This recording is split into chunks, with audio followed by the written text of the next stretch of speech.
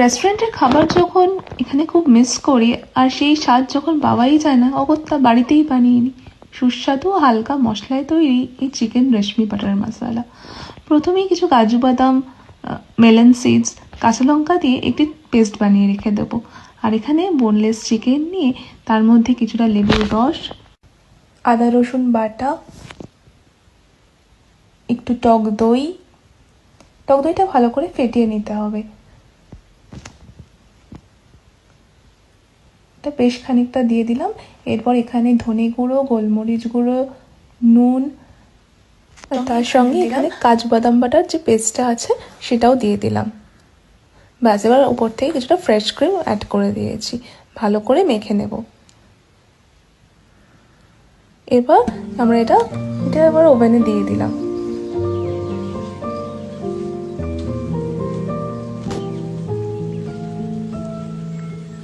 এরপর সাইডে একটু বাটার গরম করে নিয়ে তার সাথে একটু সাদা তেল অ্যাড করে দিলাম কড়াইতে। ভালো করে তেল গরম হয়ে গেলে দিয়ে দেবো খানিকটা পেঁয়াজ বাটা।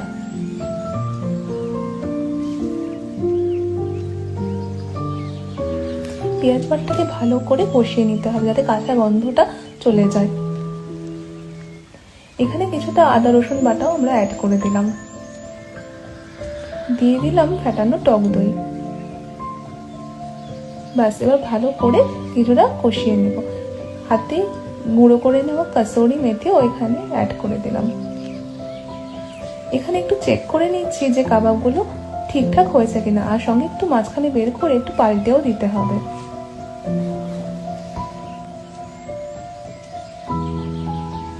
আমাদের কাবাব কিন্তু অলমোস্ট রেডি।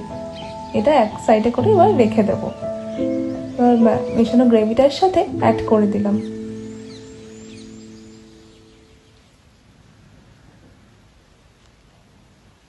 ভালো করে মিশিয়ে নিচ্ছি।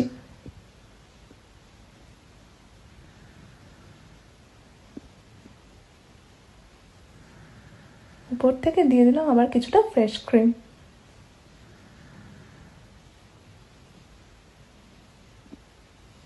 তৈরি হয়ে গেল আমাদের চিকেন বাটার মশলা। উপর থেকে একটু লেবুর রস আর ধনেপাতা কুচি ছড়িয়ে গার্নিশিং করে নিলেই তৈরি হয়ে যাবে চিকেন রেশমি বাটার মশলা। গরম গরম নান, সালাড আর চানা মশলা সহযোগে পরিবেশন করলাম এই চিকেন রেশমি বাটার মশলা।